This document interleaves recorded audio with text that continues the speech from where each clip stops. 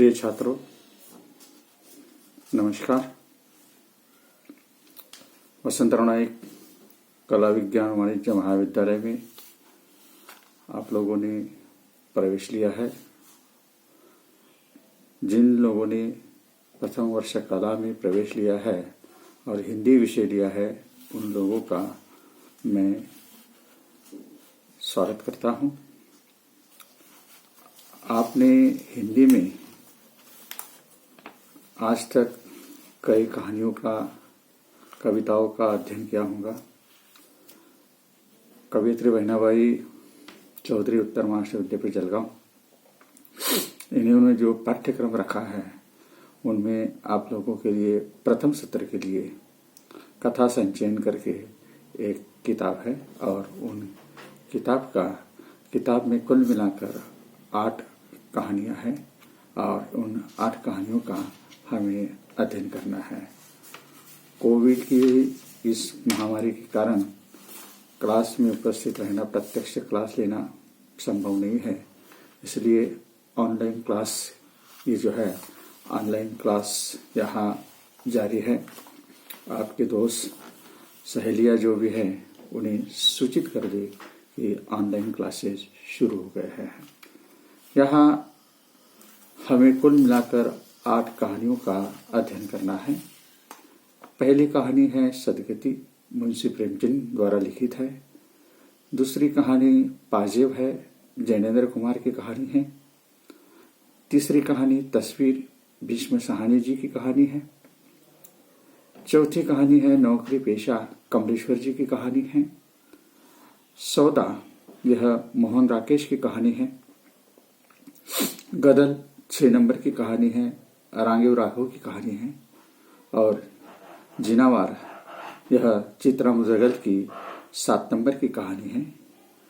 8 number की जो कहानी है वो है सरहद के इस पार, नासिरा शर्मा द्वारा लिखित ये कहानी है।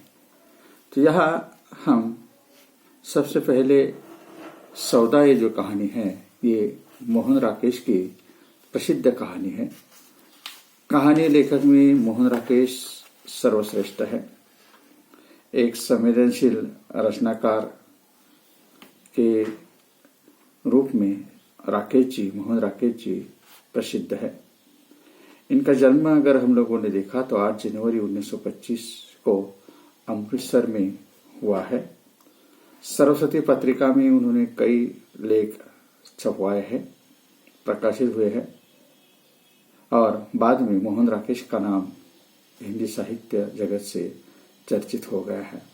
बहुमुखी प्रतिभा के धनी मोहन राकेश गद्य के अनेक विधाओं में काम किया है, किंतु उनकी विशिष्ट पहचान एक संवेदनशील नाटककार, उपन्यासकार और कहानीकार के रूप में मालूम होती है।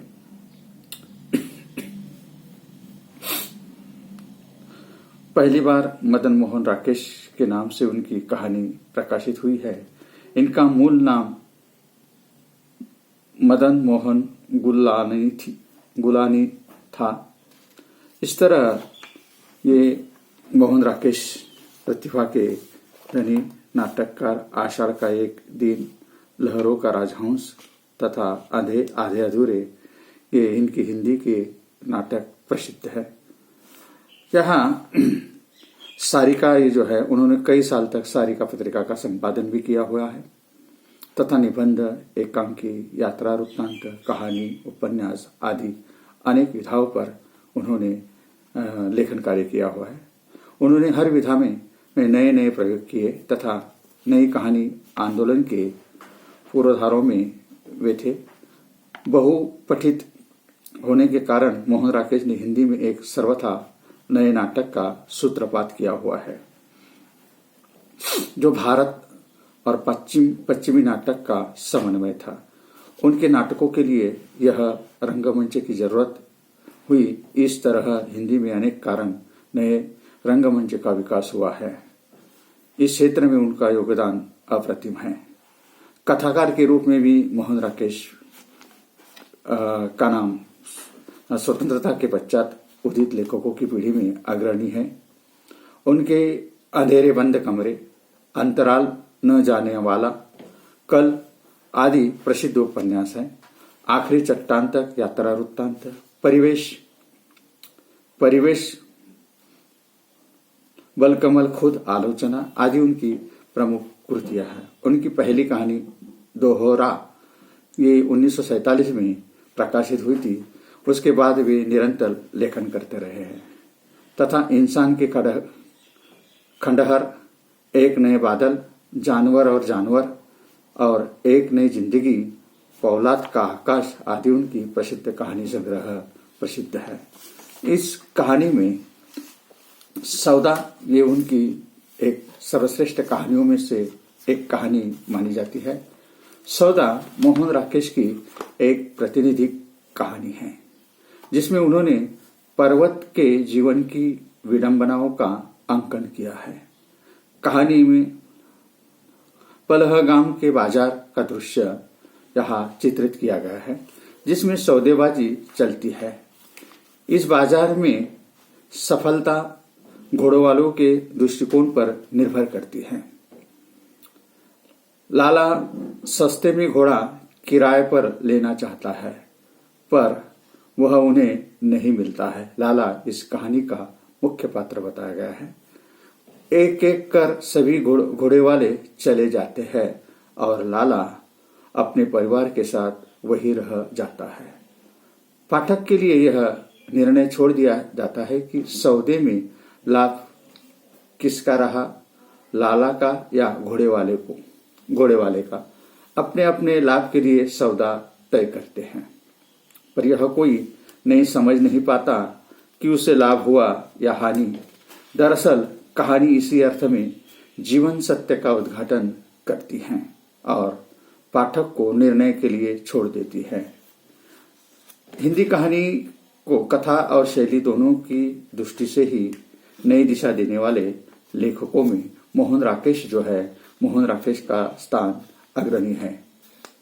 उन्होंने कम ही लिखा परंतु उनको अनेक कहानियां साहित्य अमर निधि बन गई है। उनकी अनेक कहानियां साहित्य अमर निधि बन गई है। उन्होंने कम ही लिखा। इस कहानी की शुरुआत पहलगाम के बाजार से होती है। इस बाजार में अल्सेशियन कुत्तों को लेकर घूमती हुई चेकोस्लोवाकिया की भद्र महिला से लेकर सान फ्रांसिस्को के तरुण दाम्पत्य तक और सिंधी डॉक्टर की लड़कियों से लेकर कृष्णा नावपल्लवी के विद्यार्थियों तक हर एक का चलने का अंदाज कुछ ऐसा था जैसे वह दिग्विजय करने के लिए ही आया हो। सभी प्रकार के लोग इस बाजार में आते हैं। इसी बाजार में अमृतसर के लाला आते हैं अपनी पत्नी और बच्चों के साथ। प्रस्तुत कहानी में सौदेबाजी चलती है। घोड़े वाला बाजार में पहुंचते ही बाजार की हलचल बढ़ जाती है। बहुत से लोग उन्हें घेर कर आदेशक स्वर में उनके घोड़ों की मांग करते हैं, जैसे हटो 5 घोड़े लाओ, अच्छे जवान होने चाहिए। ज्यादातर लोग चंदनवाड़ी के लिए घोषोली मांग करते हैं। यहाँ के लोगों की ऐसी धारणा है कि पहलगाम आने वाले लोग एक बार चंदनवाड़ी की घुड़सवार अवश्य करते हैं क्योंकि वह अमरनाथ के रास्ते का एक साधारण पड़ाव है। वहां जाने का रिवाज है, इसलिए लोग वहां गए बिना अपने पहलगाम की यात्रा पूर्ण नहीं समझते हैं। इससे यह स्पष्ट होता है कि हम अपनी प्रथा परंपरा को नहीं भूलते हैं। पहलगाम के बाजार में अब घोड़े वालों ने यह निश्चय कर लिया था कि वे आज से 4 रुपए से कम में चंदनवाड़ी नहीं जाएंगे। अपने मैलों परिधानों के बावजूद आज से वे एक गर्व अनुभव कर रहे थे और उनके रेखांकित चेहरों का उल्लास व्यक्त करती हुई मैली दंत पंक्तियां बार बार दिखाई दी जाती थी। लाला घोड़े की तलाश कर रहा है। वह घोड़े वालों से तिरस्कार स्वर में कहता है, तू जा, अभी 50 मिल जाएंगे। सामान्य आदमी को ऊंचे लोग मदद नहीं देते, इस बात को कहानीकार ने यहाँ स्पष्ट किया हुआ है। लाला कई घोड़ों वालों से बात करता है, किंतु कोई भी 4 रुपए से कम जाने के लिए तैयार नहीं थे। लाला ने बाजार के सिरे से दूसरे सिरे तक दृष्टि दौड़ाकर देखा, कहीं भी घोड़ा दिखाई नहीं दे रहा था। उसने पत्नी और बच्चे को वही छोड़कर स्वयं बाजार का एक पूरा चक्कर लगाया, पर सभी घोड़े जा चुके थे। सहसा उसकी दृष्टि एक घोड़े वाले पर पड़ी, जो क्लब की तरफ से घोड़ा लिए बाजार की ओर आ रहा था। वह रुककर उसकी प्रतीक्षा करने लगा। घोड़ा और घोड़े वाला बहुत धीरे धीरे चल रहे थे और लगता था कि दोनों ही बीमार हैं। पास पहुंचने पर लाला ने घोड़े वाले से पूछा कि वह चंदनवाड़ी चलने का क्या लेगा। उसने कहा, 3 रुपया। घोड़े वालों ने उत्तर दिया। लाला के चेहरे पर प्रसन्नता की लहर दौड़ गई। उसे लगा कि अंततः विजय उसी की हुई है।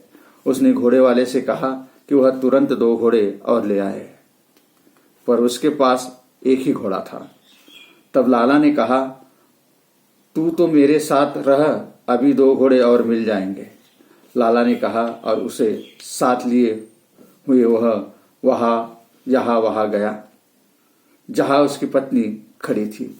वहां जाकर उसने अम्लमासनात्मक ढंग से पत्नी को बताया कि किसी तरह अब 3 रुपए में घोड़े मिल रहे हैं और थोड़ी देर तक शायद इससे भी कम मिलने लगेंगे। उसके बाद वह पत्नी और बच्चों को साथ लिए हुए घोड़े की तलाश में बाजार में चक्कर लगाने लगा है। बच्चा शेरी का डिब्बा उठाए था, पत्नी सेबों की टोकरी हाथ में लिए थी और वह स्वयं दरी बगल में संभाले था। घोड़े वाला उनके पीछे पीछे घोड़े की लगाम संभाले खांसता हुआ चल रहा था। थारू बहुत देर तक भी इस तरह बाजार के चक्कर लगाते रहे, पर कहीं कोई दूसरा घोड़ा दिखाई नहीं दे रहा था। इससे स्पष्ट होता है कि जीवन भी एक बाजार है, जिसमें सब अपने अपने लाभ के लिए सौदा तय करते हैं। लाला जैसे लोग आम आदमी की परवाह करते हैं। मोहन राकेश ने समाज की अतृप्ति तथा खोखलेपन, मिथ्या आडंबर ये जो है आदि को अपनी कहानियों में अभिव्यक्ति दी हुई है। लाला जो है उनके पात्र देश, घर के, समाज, परिवार के हैं। उन्होंने अपनी कहानियों में स्वतंत्रोत्तर जीवन के यथार्थ परिवेश का चित्रण किया हुआ है और पात्रों की मनोवृत्तियों पर प्रकाश डाला गया है।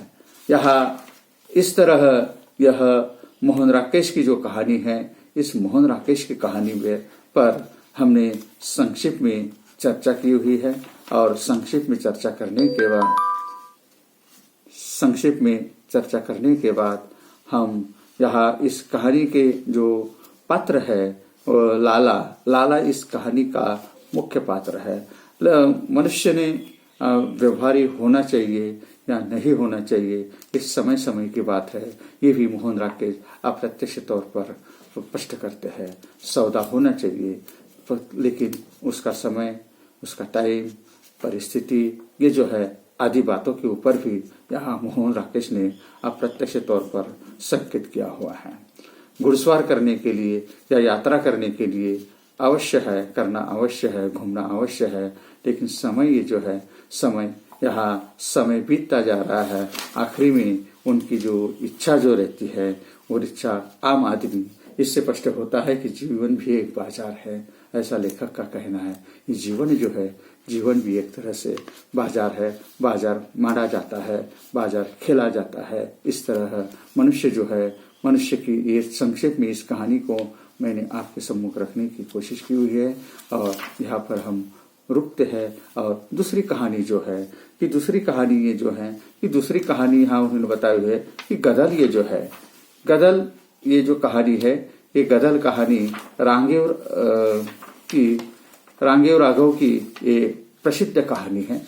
उसका मतलब रांगेय राघव जो है, रांगेय राघव ये जो है ये भी उपन्यास, कहानी, नाटक, काव्य तथा कहानी आदि साहित्य लेखन इन्होंने किया हुआ है। इसकी साहित्य संपदा प्रसिद्ध है। रांगेय राघव को आधुनिक हिंदी साहित्य के जीनियस लेखकों में स्थान देने में किसी को भी संकोच नहीं होगा। 21 जनवरी 1923 में आगरा में इनका जन्म हुआ है। रांगेय राघव उनका लेखकीय नाम है। उनके रचना कर्म की विपुलता को देखकर आश्चर्य होता है। उन्होंने मात्र 39 वर्ष का जीवन पाया था। 12 सितंबर 1962 में उनकी मृत्यु हुई है। 13 वर्ष की उम्र में उन्होंने तूफानों के बीच रिपोर्टाज की रचना की और फिर कभी मुड़ कर पीछे नहीं देखा। मृत्यु पर्यंत उन्होंने साहित्य लेखन किया। इनके द्वारा रची गई तथा अनुवादित किताबों की संख्या 150 है। उनके अध्ययन, चिंतन, लेखन की गति और निरंतरता की कल्पना नहीं की जा सकती है। साहित्य के अलावा उनकी चित्रकला, संगीत, पुरातन में गति थी। हिंदी, संस्कृत, अंग्रेजी के अतिरिक्त ब्रज भाषा पर भी उनका अधिकार था। उनकी प्रतिभा और उनके अध्ययन की तुलना राहुल सांकृत्याय जैसे रचनाकारों से की जा सकती है, जिनके अध्ययन का दायरा विशाल होता है तथा उनके मेघा निश्राम लेना नहीं जानती, जो निरंतर रचना कर्म में संलग्न रहते हैं। रांगेय राघव जी हैं विचारों के लेखक है, संगठन के सदस्य नहीं थे। रांगेय राघव किसी आम विचारों के लेखक संगठन के सदस्य नहीं थे, किंतु यदि उनके लेखन का समग्रता से में मूल्यांकन किया जाए तो विचारों से भी प्रगतिशील है। अपने विचारों में वे रूढ़ भजक है, मानवतावादी है। ये पुरातन तत्व और भारतीय संस्कृति का इतिहास इसके गाढ़े ज्ञाता थे। अपने लेखन में इतिहास की द्वंद्वात्मकता और प्राचीन भारतीय दर्शन और चिंतन की गतिरोधी आदि उनके साहित्य के बारे में कहा जाता है। यहाँ राघव जी जो है, राघव जी ये जो है कि एक छोड़ एक उनकी कहानी, उनकी मृत्यु के बाद में उनकी एक कहानी प्रसिद्ध हुई, 1963 में प्रकाशित हुआ और जो उनकी नई पुरानी कहानियों का एक चयन है। रांगेय राघव ये जो है, रांगेय राघव का अगर हम विचार करें तो कहा जाता है कि ये एक अच्छे कहानीकार है, प्रसिद्ध कहानीकार है। इनकी जो अधिकतर इनका साहित्य जो है स्त्रीवादी साहित्य है, स्त्रियों पर उन्होंने ज्यादा लेखन किया हुआ है। गदल एक स्त्री का नाम है। कहानी की तरफ हम मुड़ते हैं कि गदल ये जो है एक स्त्री का नाम है जो कहानी का मुख्य पात्र है, केंद्रीय पात्र कहा जाता है। हिंदी कथा साहित्य में स्त्री विमर्श के प्रारंभ में होने से भी कई वर्ष पूर्व यह कहानी लिखी गई थी। किसी सीमा तक यह समाज के निचले दबके की स्त्री अस्मिता को रेखांकित करती है। श्रमजीवी समाज में स्त्री आर्थिक रूप से पुरुष से अधीन नहीं होती है, क्योंकि वह श्रम करके जीवन यापन कर सकती है। गदल कहानी ऐसी कहानी है, ऐसी ही पृष्ठभूमि पर रची गई है, यथार्थवादी यह कहानी है। 20वीं सदी के मध्यम से भारत के गुजर समाज के कड़ियाल स्वभाव और उनके रीति रिवाजों का वर्णन इस कहानी को विशिष्टता बनाता है। जो गुजर समाज इस कहानी में चित्रित है उसकी दो शाखाओं लाहौरों से ऊंचा समझते हैं। कहानी का मूल तनाव बिंदु यही है कि खारियों की विधवा श्री गदल ने लौहरों के पुरुष से शादी कर ली। गदल गुन्ना नाम की खारी गुजर की विधवा है। गदल को लेखक इस रूप में चित्रित करता है। लगभग 45 वर्षीय ये गदल है। उसका रंग गोरा होने पर भी आयु के धुंधले के में अब मैला सा दिखने लगा था। उनको देखकर लगता था कि वह स्फूर्तिली है। जीवन भर कठोर मेहनत करने से उसकी गठन के ढीले पड़ने पर भी उसकी स्फूर्ति अभी तक मौजूद थी। लेखक कहानी का प्रारंभ नाटकीय ढंग से किया है। गदल को उसका बेटा निहाल पकड़कर घर ले आया है, क्योंकि उसे लगता है कि उसकी माँ का लाहौर के किसी आदमी के घर बैठे जाना परिवार का अपमान है। गदल का बेटा निहाल 30 बरस के पास पहुंच रहा था। उसकी बहू दुल्ला का बड़ा बेटा 7 का, दूसरा बेटा 4 का और तीसरी छोटी थी जो उसकी गोद में थी। निहास से छोटे तारा ऊपर की 2 बहनें थी, चंपा और चमेली, जिनका क्रमशः झांझ और विश्वारा गांवों में ब्याह हुआ था। आज उनकी गोदियों में से उनके लाल उतरकर कुटराव चलने लगे थे। अंतिम पुत्र नारायण अब 22 का था। उसकी बहू दूसरे बच्चे की मां होने वाली थी। ऐसी गदल इतना बड़ा परिवार छोड़कर चली गई थी और 32 साल के एक लौहर गुजर के यहाँ जा बैठी थी।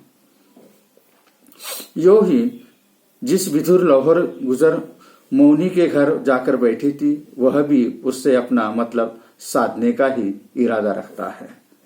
वह सोचता है कि आखिरी खारी और है पड़ी रहेगी, चूल्हे में दम फूकने वाली की जरूरत भी तो थी।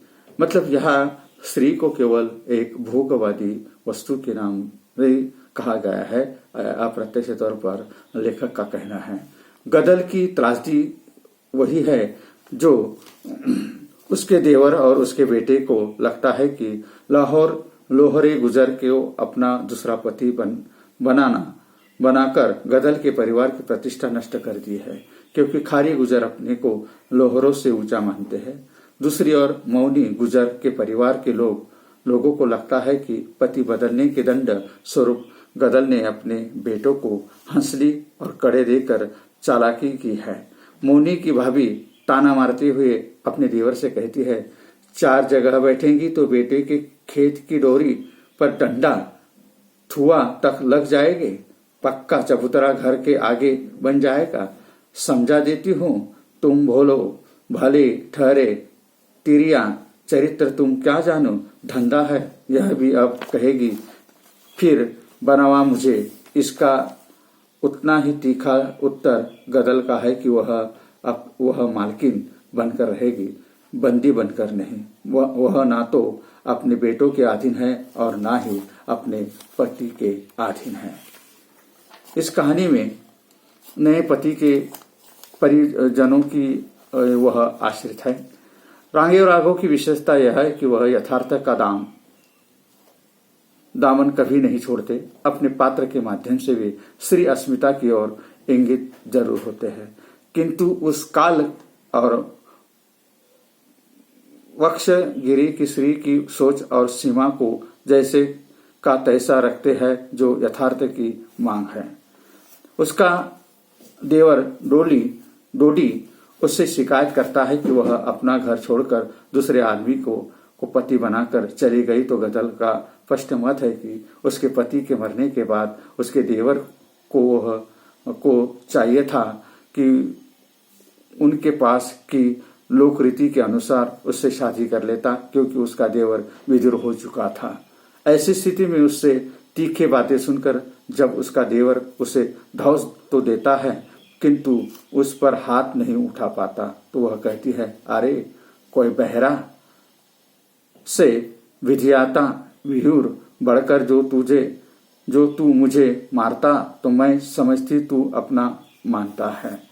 लेखक अपनी नायिका की स्वाधीन रहने की कामना और उसके स्वाभिमानी व्यक्तित्व का चित्रण अवश्य करता है, किंतु पुरुष की मर्दांगिनी की बात उसकी धारणा को सामाजिक यथार्थ की सीमा में रखता है। 20वीं सदी के मध्य तक श्रमजीवी समाज में शिक्षा के अभाव में स्वयं स्त्री की धारणा की परछाई गदल की सोच में मिलती है। वह दुस्साही से आत्मनिर्भर है, किंतु अपने समाज की मान्यता और सोच की सीमा से घिरी हुई है। यह कमजोरी नहीं बल्कि वर्गगत सोच का दायरा है। वह उस दायरे के भीतर स्वाधीन रहना चाहती है। उसकी निडरता और उसका स्वतंत्र व्यक्तित्व उससे दुर्वासिनी तक बनाता है। इसी तरह राघव जी ने स्वाभिमान भी रूढ़ी मान्यताओं से घिरा हुआ है। अपने देवर और पुत्रों पर उसकी नाराजगी इसलिए भी है कि उसके पति के मरने पर उन्होंने पूरी बिरादरी को खाना नहीं खिलाया।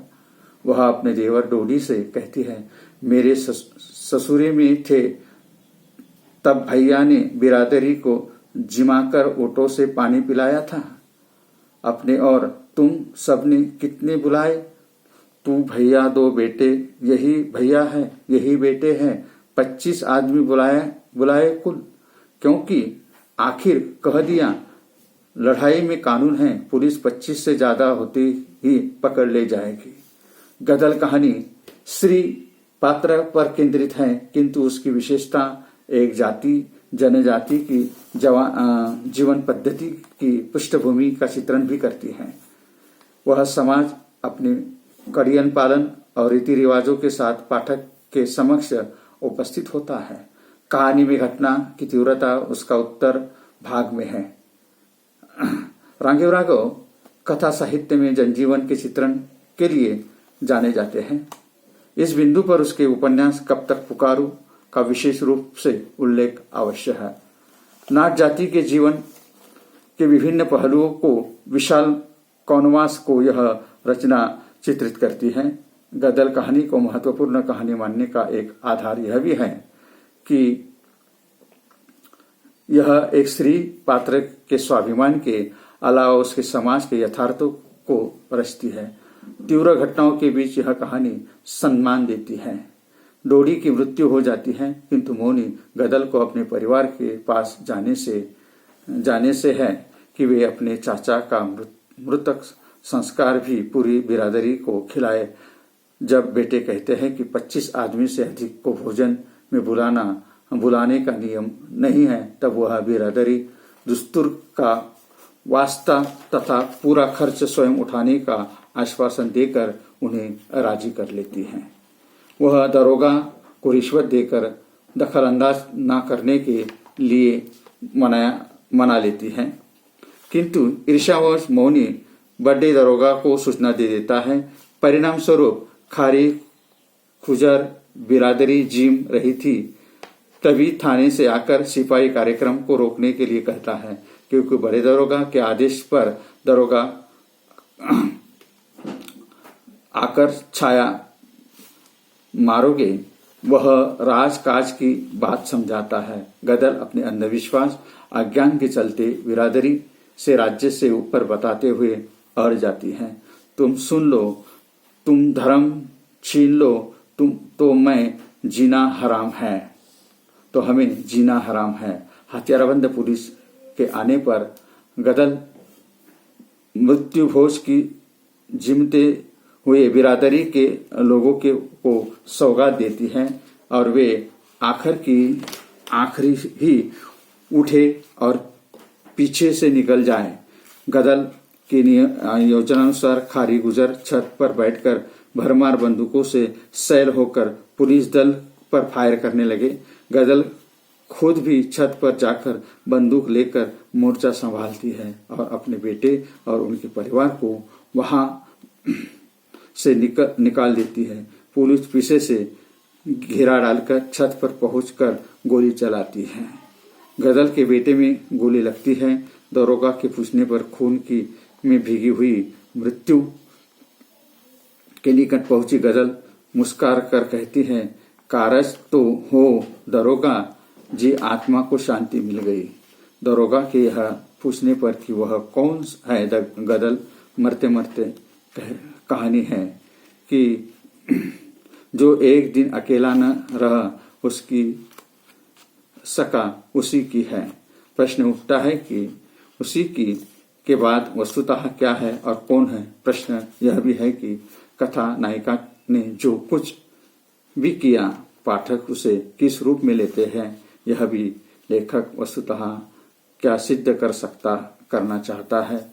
लेखक का मंतव्य समाज के उस वर्ग के लिए है, जीवन का एक चित्र उपस्थित करना है जो अपनी ही रूढ़ियों अपने ही विचारों में जी रहा है।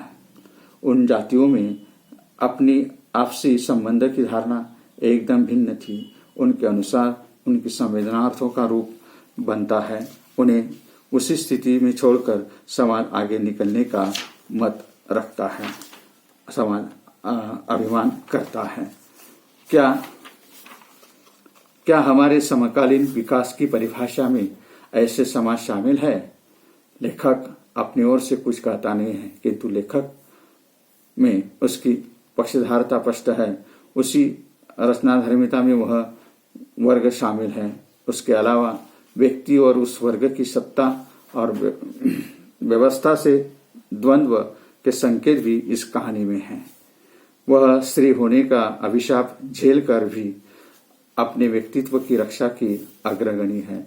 सबसे महत्वपूर्ण गदल कहानी का यह है कि लेखक किसी आदर्श से प्रेरित होकर उसके चरित्र का उदात्तीकरण नहीं करता है। उसके आसपास का सारा समाज क्या सहानुभूति का पात्र नहीं है? कठोर और विरोधी स्थितियों के बीच गदल और डोडी के बीच एक मधुर संबंध है, जिसके संकेत कहीं कहीं मिलते हैं। गदल के प्रति डोडी के मन में सम्मान भाव तो है ही, तरलता भी है। इसलिए वह शिकायत करता है कि उसकी बीवी और बच्चे काल के ग्रास में चले गए, किंतु गदल का हर घर छोड़कर जाना उससे भी अधिक त्रासदायक है। दूसरी ओर गदल ये जो है, गदल की अपेक्षा थी कि पति की मृत्यु के बाद डोडी से उसे अपना ले। दूसरी ओर गदल की अपेक्षा थी कि पति की मृत्यु के बाद डोडी उसे अपना ले। गदल के जाते ही डोडी की मृत्यु हो गई। गदल के आभास हुआ कि उसके बिना डोडी की आत्मा कितनी बेचैन हो गई है। गदल कहानी का केंद्रीय तत्व है प्रेम, आत्मपीड़न, समर्पण और उत्सर्ग।